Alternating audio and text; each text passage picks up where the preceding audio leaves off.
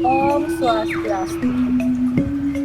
Alkisah di sebuah desa di negeri Kaliangat, Bali, hiduplah sebuah keluarga miskin yang terdiri dari sepasang suami istri yang memiliki 2 anak laki-laki dan seorang anak perempuan. Suatu ketika, desa tersebut diserang wabah penyakit yang menyebabkan 4 dari keluarga tersebut meninggal dunia. Salah satunya dari wabah tersebut yang selamat adalah si anak bungsu yang bernama Jayaprana. Jayaprana kini menjadi anak yatim piatu. Karena tidak kuat menjalani hidup seorang diri, dia memberanikan diri menghadap Raja Kaliangat dan memohon agar diangkat menjadi abdi kerajaan.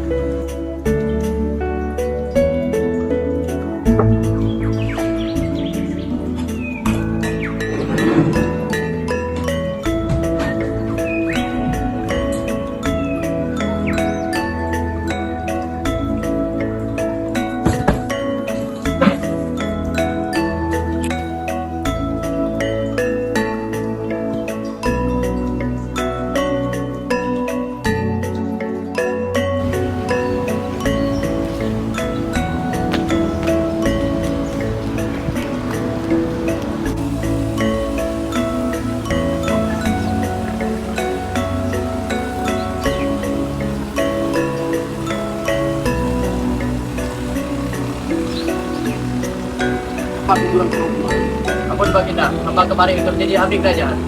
Apa kau ingin menjadi abdi kerajaan?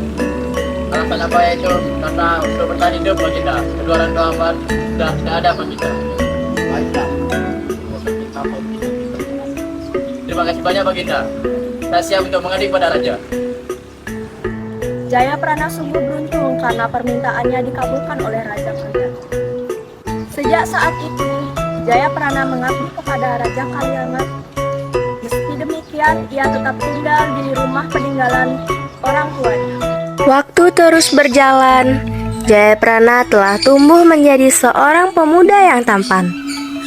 Karena itulah ia menjadi idola para dayang-dayang istana. Suatu ketika, Raja Kaliangat pun menitahkan Jayaprana untuk memilih seorang dayang-dayang istana untuk dijadikan istri.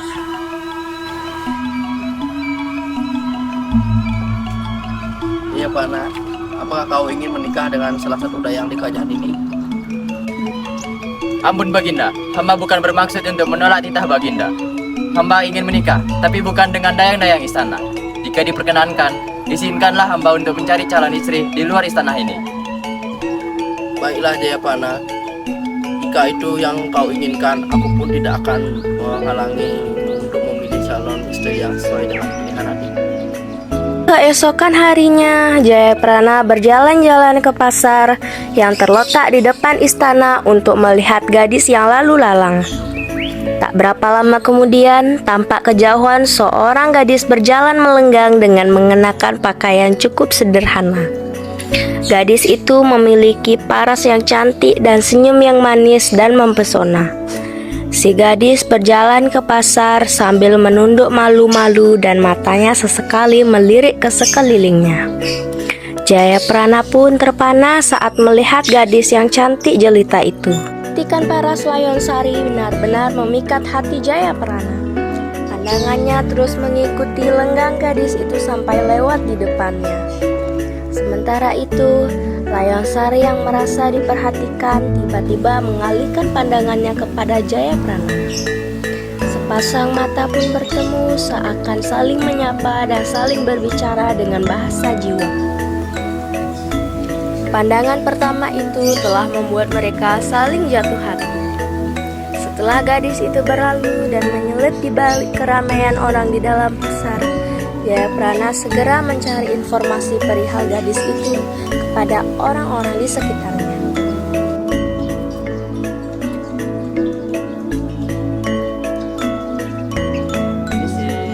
Apakah kau tahu gadis cantik yang berada di sana menggunakan baju putih?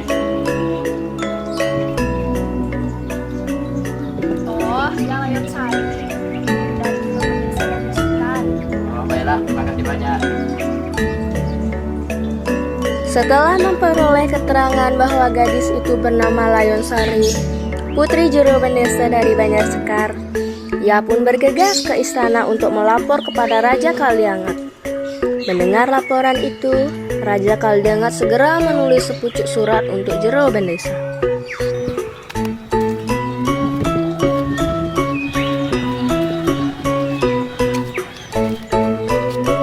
Besok pagi-pagi kau antar surat itu ke rumah. Baik, Baginda. Keesokan hari, pagi-pagi sekali Jayaprana mengantar surat dari raja ke rumah jero Bendesa.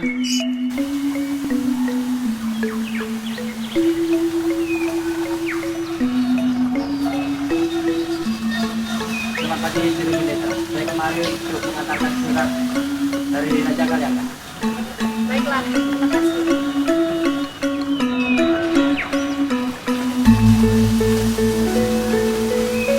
Setelah membaca surat itu dalam hati dan mengetahui isinya, juru Bendesa pun setuju jika putrinya menikah dengan Jayaprana.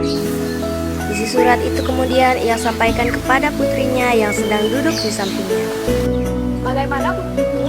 Apakah kau bersedia untuk dengan Jayaprana? Layonsari hanya tersenyum malu-malu, walaupun tak terucap sepatah kata dari mulut sang gadis pujaan. Namun Jayaprana mengerti bahwa lamarannya tidak bertepuk sebelah tangan. Setelah itu, Jayaprana memohon diri kembali ke istana untuk menyampaikan berita itu kepada Raja Kaliangat. Kalau begitu saya mohon izin untuk kembali ke kerajaan. Baiklah nak, jalan. Setibanya di kerajaan, Jayaprana pun langsung melapor kepada Raja Kaliangat. Ampun Baginda, lamaran hamba diterima oleh keluarga gadis itu. Dengar laporan itu, Raja Kaliangat pun langsung mengumumkan kepada seluruh keluarga istana bahwa perkawinan Jayaprana dan Layonsari akan dilaksanakan. Saya, Raja Kaliangat, mengumumkan bahwa pernikahan Jayaprana dan Layonsari akan dilaksanakan pada hari Selasa di Kuningan di halaman istana. Saat hari pesta perkawinan itu tiba, Jayaprana bersama Patih dan punggawa istananya menuju ke rumah jero Bendesa untuk menjemput calon istrinya.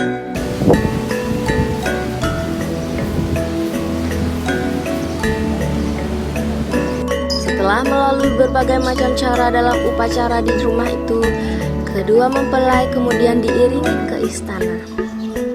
Ketika rombongan pengantin tiba di depan istana, kedua mempelai memohon doa restu kepada Raja Kaliangat.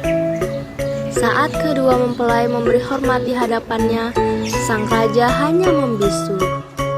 Ia terpana melihat kecantikan Layonsari.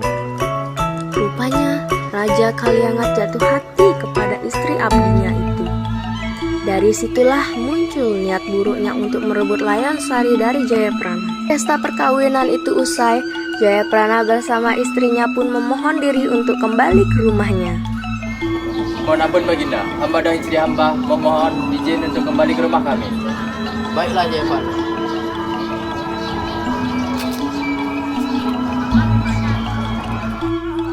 Setelah keduanya pergi, Raja Kaliangat segera memanggil patihnya yang bernama Saunggaling untuk meminta pertimbangan tentang bagaimana cara menghabisi nyawa Jayaprana secara diam-diam. Jika Layonsari tidak mau menjadi milikku, maka aku akan menjadi gila. Mendengar ucapan sang raja, Saunggaling memberikan pertimbangan bahwa raja harus menitahkan Jayaprana kembali ke Celuk Terima untuk menyelidiki perahu yang hancur dan orang-orang Baco yang menembak binatang di kawasan Pengulan. Rencana ini hanya merupakan siasat agar mereka bisa menghabisi nyawa Jayaprana tanpa sepengetahuan orang lain, termasuk Layonsari. Rajaku, aku memiliki pertimbangan bahwa kau harus menitahkan Jayaprana agar kembali ke Celuk Terima untuk menyelidiki perahu yang hancur dan orang-orang Baco yang menembak binatang di kawasan Pengulan. Rencana ini hanya merupakan siasat agar hamba bisa menghabisi nyawa Jayaprana tanpa sepengetahuan orang lain, termasuk Layonsari. Perimbangan Patih Saunggaling itu pun diterima oleh sang raja. Beberapa hari kemudian, Raja Kaliangat pun memanggil Jayaprana agar menghadap ke balai penghadapan. Mendapat panggilan tersebut, Jayaprana pun segera menghadap sang raja yang terhormat dihormatinya.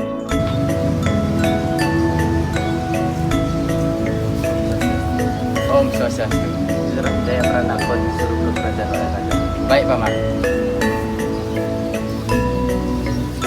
Ada apa suamiku? Tidak ada apa-apa, istriku. Kanda hanya diminta ke kerajaan oleh raja. Oh, Ya, Dinda. Kanda akan pergi ke kerajaan, takut ditunggu oleh raja. baiklah. Tanpa merasa curiga sedikit pun, Jayaprana langsung saja menerima perintah itu dan segera kembali ke rumahnya untuk menyampaikan berita itu kepada sang istri. Istriku, Kanda dipindahkan oleh Raja Kaliangat agar kembali ke Celuk Terima untuk menyelidiki perahu yang hancur dan orang-orang Baco yang menembak binatang di kawasan Pengulan. Mendengar berita itu, Layonsari tiba-tiba mendapat firasat buruk. Apalagi tadi malam ia bermimpi melihat rumah mereka dihanyutkan oleh banjir besar.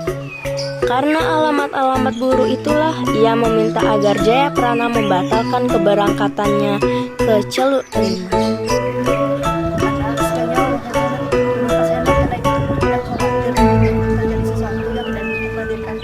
Tidak, Dinda, ini perintah raja. Kanda harus berangkat. Dinda tidak usah cemas, Kanda pasti akan kembali.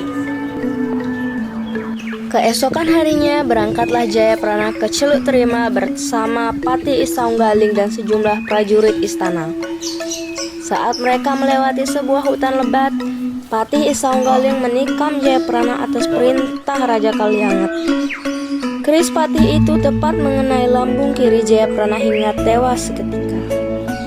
Setelah itu, Patih Saunggaling bersama prajuritnya kembali ke istana untuk menyampaikan kabar palsu bahwa Jayaprana tewas karena diserang perampok. Mendengar kabar itu, Layonsari tidak langsung mempercayainya. Ia tahu bahwa suaminya dibunuh atas perintah raja. Meskipun demikian, ia tidak bisa berbuat apa-apa karena tidak berdaya menentang raja seorang diri. Ia hanya bisa berdoa semoga kejahatan Raja Kaliangat mendapatkan balasan dari Yang Maha Kuasa. Dan dari suamiku Jayaprana telah tiada karena Jayaprana tewas diserang oleh perampok. Tidak mungkin. Tidak mungkin suami hamba begitu saja mati dengan perampok. Keesokan hari, Raja Kaliangat datang menemui Layonsari di hadapan istri abdinya. Ia berpura-pura sedih atas kematian Jayaprana. Aku berduka cita atas kematian suamiku, agar kau cepat bisa melupakan suamimu, maka kau menyerah. Mendengar jawaban penolakan itu, Raja Kaliangat menjadi murka. Ia langsung menarik tangan Layonsari agar ikut bersamanya ke istana pada saat itu. Layonsari mencabut keris yang terselip di pinggang sang Prabu.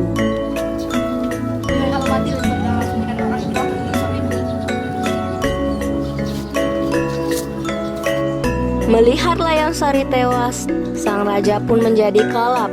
Ia langsung menyerang setiap orang yang mendekatinya. Kejadian itu berlangsung berhari-hari sehingga banyak orang menjadi korban karena tikaman kerisnya.